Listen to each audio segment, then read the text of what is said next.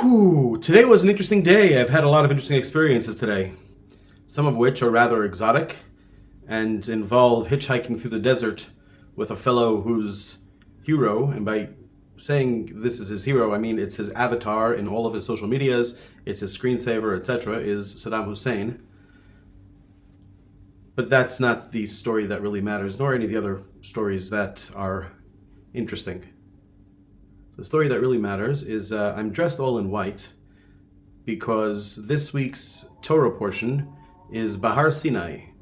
God spoke to Moshe, which is my given name, Moses, at Mount Sinai, saying the following things, and it's about the Jubilee. It's all about the Jubilee, which is what I've been talking about for a while, to not much avail.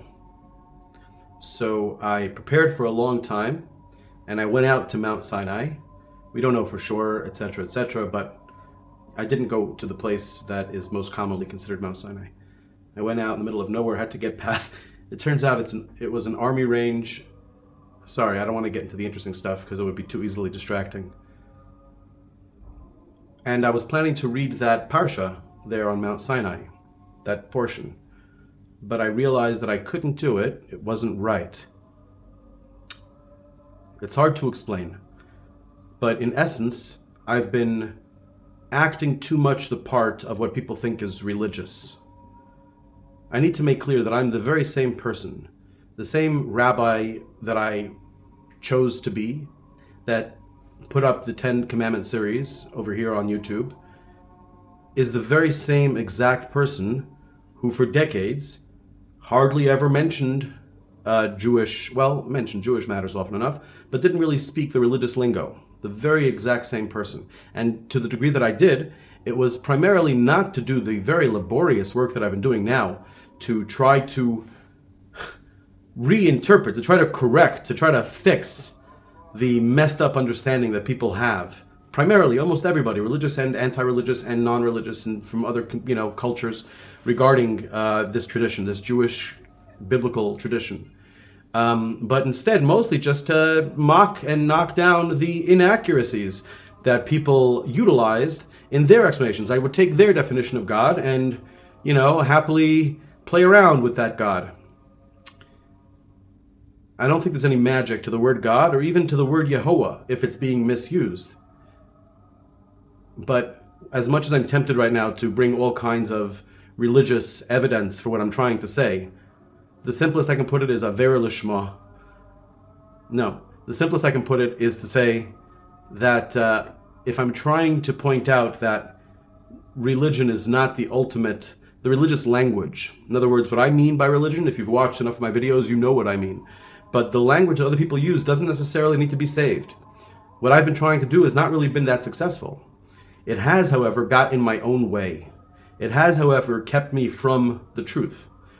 Of course, if I were to not use this language and simply show videos and be and act and talk as myself from myself and to mock and to denigrate and say it doesn't exist God, which is, I absolutely believe that the God most people believe in does not exist. I am quite confident that the God most people believe in is an evil, sickening, demented God who certainly does not exist, and if he exists, then screw him. But if I talked that way, then it would come across, I guess, wrong to one group of people, the religious folk, in the same way as the way I talk now comes across wrong to the a-religious or anti-religious folk. The truth is the truth, regardless of whether we call it religion or anti-religion. For some people, it's correct to call it anti-religion. For others, it's correct to call it religion. It depends upon what religion means to them. But I myself have definitely gotten way too much, publicly anyway. Privately is a different matter. But publicly, I've gone way too much in the direction of religious jargon and speaking from a religious perspective. So I don't know what works in the outside world. So far, nothing has worked, right? At least writ large. I'm not trying to have an influence on a few people here and there. That's all nice. But I'm not trying to do that. If I were trying to do that, I could do it much more easily by spending my time, as I once did, visiting dying people all day. Really, that would be a much better way to really, really enliven people than to do this.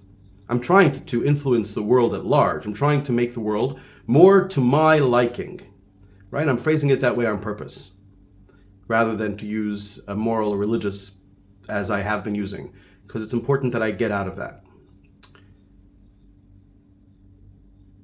So I don't know what works writ large, but vis-a-vis me personally, it's been dangerous to me that I have developed. I've never wanted to have any kind of identity with the public in any way. But now that I am going out of my way to try and do so, it's fossilizing me into a certain religious identity that is not correct, and that is bad, and that is wrong, and that is evil. Don't get me wrong, I stand by every single word that I've said in all my videos, as far as I know. I don't necessarily stand by them, but as far as I can recollect, not every word, because I'm sure things can be taken out of context or whatever else, but, I'm not reneging on anything at all. I'm saying that perhaps the next video should be at a whorehouse. I don't know if they have him here. Snorting cocaine. I don't know if they have that here either. But everything is right when it's done right. Everything. And perhaps that kind of countermeasure is useful, is good. Or at the very, very least, not to do the religious thing so heavily. As I think that it makes me feel that I'm concerned about not messing up other people's misapprehensions of what I'm trying to do. To clarify that, I used to just occasionally say the N-word or throw dirty words out there or whatever else to hey, if you're caught in any kind of seeing me as some sort of particular vibration, break out of that. I'm just this, I'm a whole different thing. But YouTube will then continue to go even more out of its way than it does right now, as I finally got it on my, not to be so against me anymore. So I can't really do that. But nonetheless, that's it. That said, this week's Torah portion is Bahar Sinai, where God spoke to Moses on Mount Sinai all about the Sabbath, the sabbatical year every 7 years, and then the Jubilee when everyone goes free and all the land goes free, and there's a complete reset for humanity for a year. It's worth reading.